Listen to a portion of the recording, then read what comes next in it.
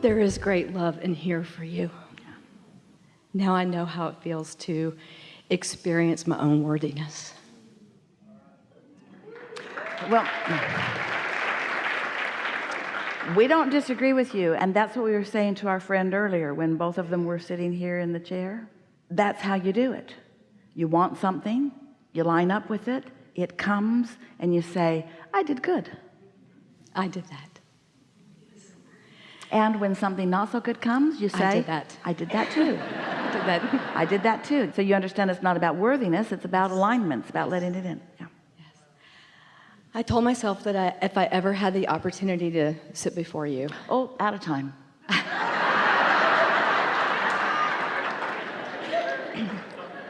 That I would want to thank infinite intelligence for the gift of what animals mean to me. I'm in the pet industry, and I've been very involved with dogs and cats all my life and in rescue. And infinite intelligence has something that it has always wanted to say to you if it had ever had the opportunity. Okay, great. You want to go first? You want infinite intelligence to go You first? first, please. Everything's working out exactly as it is intended, and there is nothing going wrong. And these critters come into their physical experiences for the joy of the experience and for the joy of the expansion. And infinite intelligence doesn't want you to suffer on behalf of any of them, because not one of them would ask that from you. You misunderstand them when you suffer. They don't pay too much attention to it, but Thank you. I really was going to talk about the joy that they bring to my life, but since you brought up suffering. yeah. Yeah. But last night I was thinking about the suffering. Yeah, really?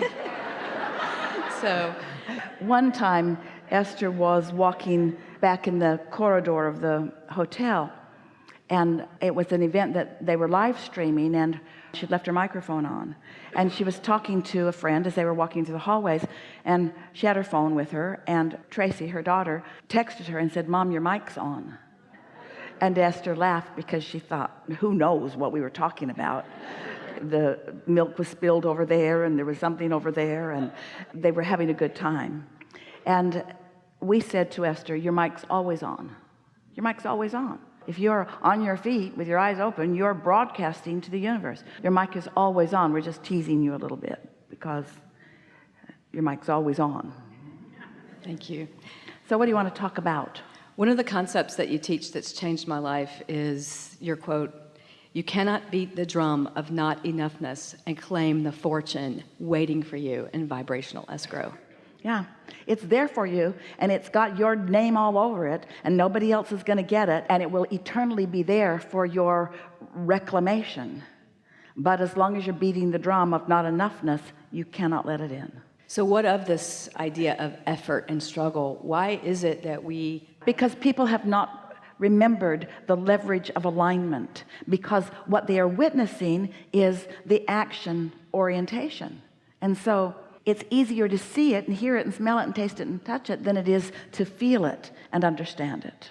And then the next question would logically be, well, why would anybody put themselves in that position where they don't remember the importance of all of this? And the reason is because you wanted the exposure to the contrast, and you wanted to put things in your vortex, and you really figured it wouldn't be too hard to figure it out. Because when you came into this physical body, you felt so good, you thought you would always focus in those ways. But in the process of the step oneing, which is so important, so many people get focused upon what they don't want and sort of stay there, and then you get sort of influenced or coaxed into letting what you see be the reason for the way you feel, not able to step back and look at the big picture. When you were presenting to us and you were talking about the rescue animals, and you were presenting a vibration that was very clear to us, and we wanted to give you the big picture. And sometimes the close-up picture in physical warms your heart too, but sometimes it doesn't. And so you have to insulate yourself in a way that no matter what picture you are observing, you have the shock absorbers of infinite intelligence flowing through you so that you understand the value of all of it. Not one of you said, I'll go forth, but before I get into my physical body, clean it all, because when I get there, I want it to be nice and clean. I want everybody nice to each other. I want all the governments to be working well. I want prosperity to be abounding. No diseases, please. Just get it all cleaned up and then I'll go. And we say you'd still be sitting with your feet dangling over the edges of some cloud somewhere, because you would have never come. That's not the way it is at all. You would have never come at all, because you knew the value of coming into the blessed contrast that would produce within you the life-giving property of a desire that would summon.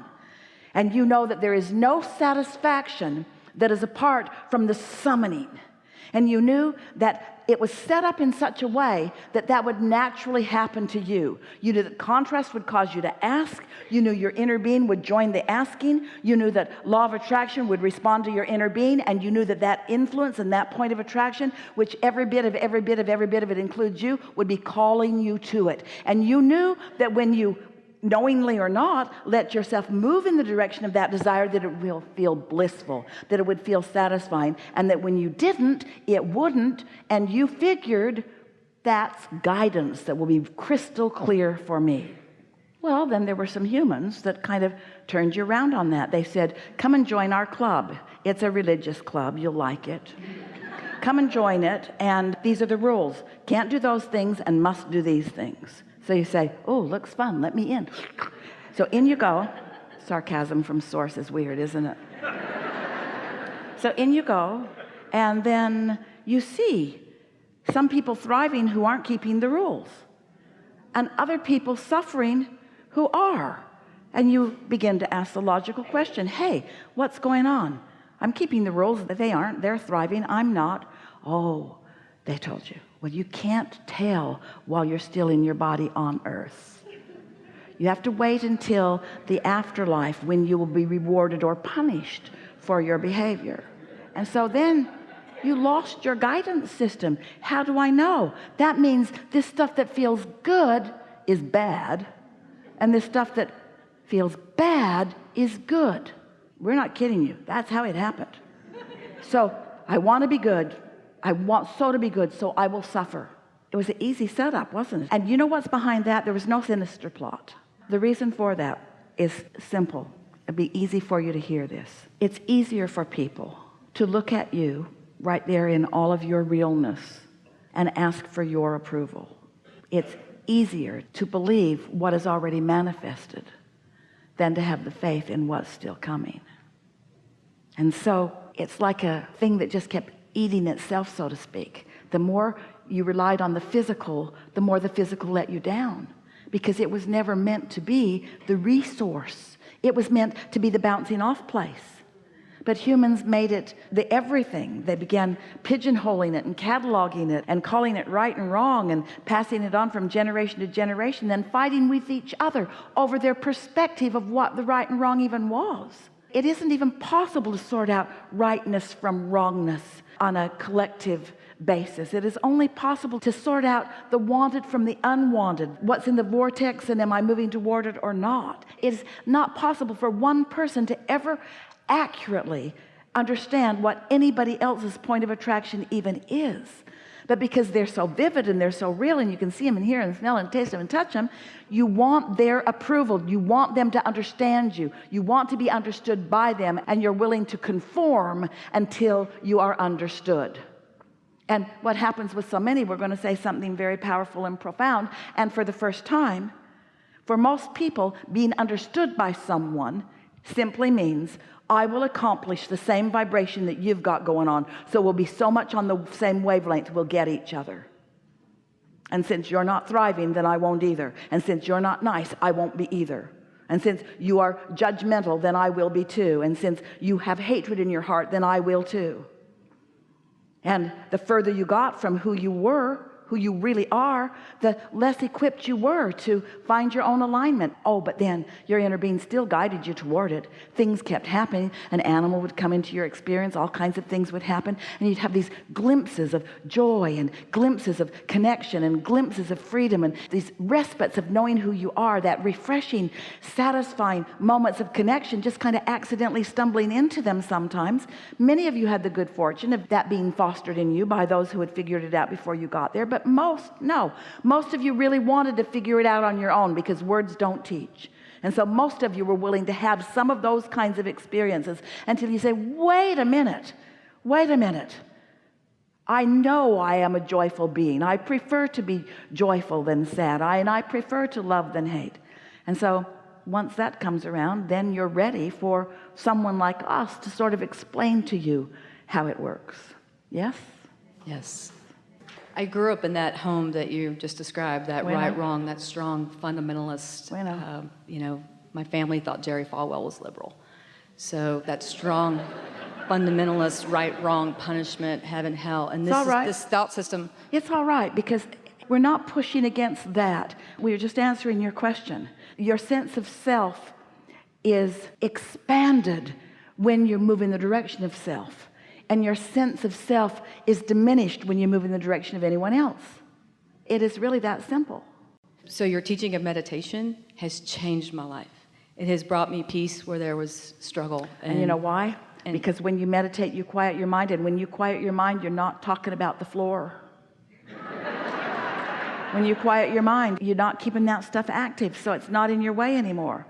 And the more often it's not in your way, then the more of who you really are floods through in meaningful, good timing moments. Yeah. When I found your work, I started calling myself a deliberate creator, but now I feel more like a deliberate allower. Yeah. And meditation has been We made the key. that transition with all of you too, because the deliberateness made you try too hard, and it also caused you to judge your results. The allowing part made you nicer to yourself. So it's all part of it, isn't it? We want you to be deliberate. We want you to make choices. And once the choice is made, it would be so nice if you could just give your undivided attention to that choice. But sometimes you're not willing to let it be that easy, because you are under the illusion that if you suffer more, then you're more deserving of it. But you're getting over that. In fact, a lot of you have gotten over it pretty much today. Yeah. I really do feel for the first time in my life that I can honestly and authentically say this to me, that everything is really working out for me. And I feel it. And it feels so good. Thank you. Yeah, it's the way it is. Yeah, really good conversation.